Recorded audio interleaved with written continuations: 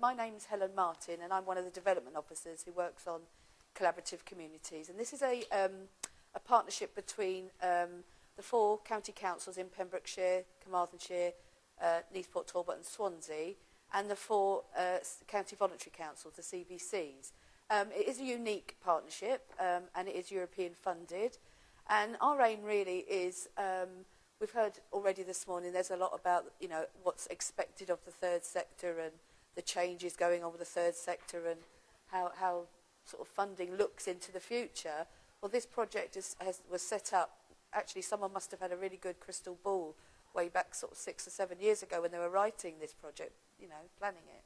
Because, in fact, the sort of intervention that we're able to give to third sector groups is absolutely invaluable now. And we meet groups all the time that, you know, a grant perhaps they've been getting for years and years and thought they would into the future, suddenly they're told there's a cut in it or you're not getting it anymore, and what do we do now? So our role really is to help the third sector to become, use that word, sustainable, to look at other ways of getting income, generating your own income, diversifying, joining up with other groups who have similar aims and similar functions within the third sector to say, hey, you know, there's no place here for rivalry or duplication. Let's get together and put our expertise together and see what we can do. And we've been working a lot with some of the organisations on collaborating with each other, because it is a difficult thing, and that's one of the most rewarding parts, I think, of the work we've been doing over the last year or so, is working with some really significant organisations who've seen that this is where their future lies, and it's really, really difficult, and it needs to be managed very well for it to work, and it does work. And you know, I don't want to give specific examples here today, but you know, you'll see examples all around you of organisations that you never thought would work together, or you know, that are. So that's quite good. So we do help. You know, generally we work with all sorts of groups, right from, you know, the smallest little village friends of, you know, church halls, and right up to the larger social enterprises that you'll see around in the county. So we throw the word social enterprise around as well, and that doesn't mean anything more than third sector groups, whatever size you are, generate some of your own income. People think it's a thing. It's some beast that they don't know anything about. It isn't. It's as simple as that. There is no legal social enterprise in itself. Is not a legal body. It's a thing that you become. So if you generate income, if you hire out your room or sell your services in any way, then you become a social enterprise. The sort of work that we've been involved in with groups, we're asked often, funders are asking, you know, well, I can't think of a funder really with any significant amount of funding, giving any significant amount of funding, that wouldn't ask for some sort of business plan these days. And a lot of groups, especially those that are very much volunteer-led rather than the larger organisations, that's a good part of our work, you know, a good part of our time is spent working with groups to write up good business plans. Also, whether the third sector group's legal structure is still fit for purpose, really, in these times of generating income and things. So a lot of our time is spent with groups, going through what their legal structure is, doing committee skills with their board. Is their board sufficiently skilled and strong enough and up to date with things like that? So we've spent a lot of time and a lot of money. We've invested a lot of money into training groups, and a lot of groups have been through accredited training programs so that volunteers actually receive something substantial and worthwhile out of doing the training with us. We also can get advice for groups on HR and good employment practice, and looking at their total sort of strategy. And what we have been doing is some bespoke workshops with organisations. So It is very brave, I think, for an organisation to approach us and say, look, you know, we are here, we know we're going to struggle next year and the year after. Can you come and work with us, and we'll write a strategy together.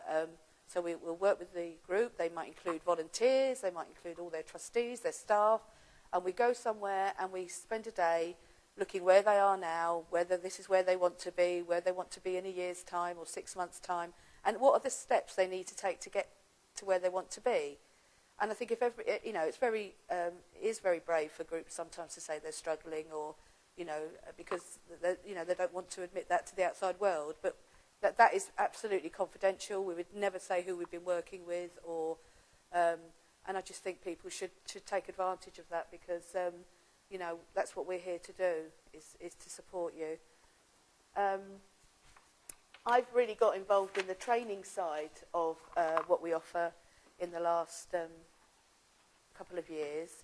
So the sort of things that we've got coming up, which, you know, we think is really valuable to groups. On the 27th of March, we've got a consultant coming in to deliver a marketing workshop, which is a half day, but he's absolutely brilliant.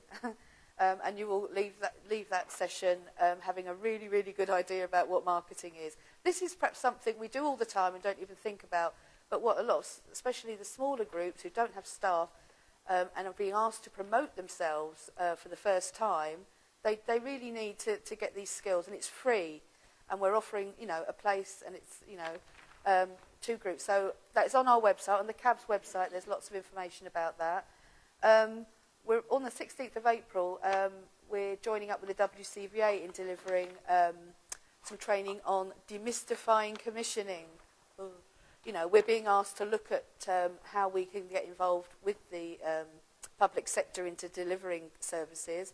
And, you know, one of the things that we've kind of missed, there's lots of tendering support out there, but knowing about the background to the whole commissioning, how does that all come about, learning about the cycle of commissioning when they decide what they want groups to deliver, and the whole process. So that's a full-day course, and that's on the 16th of April.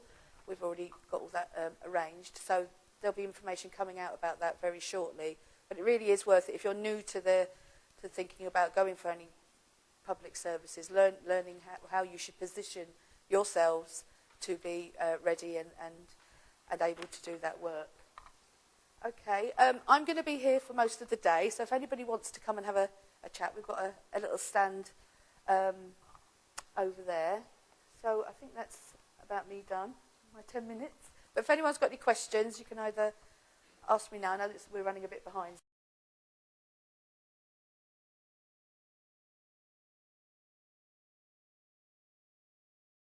I'm sure there are. I'm working with a group at the moment who, a youth group, have set up in part of a church premises.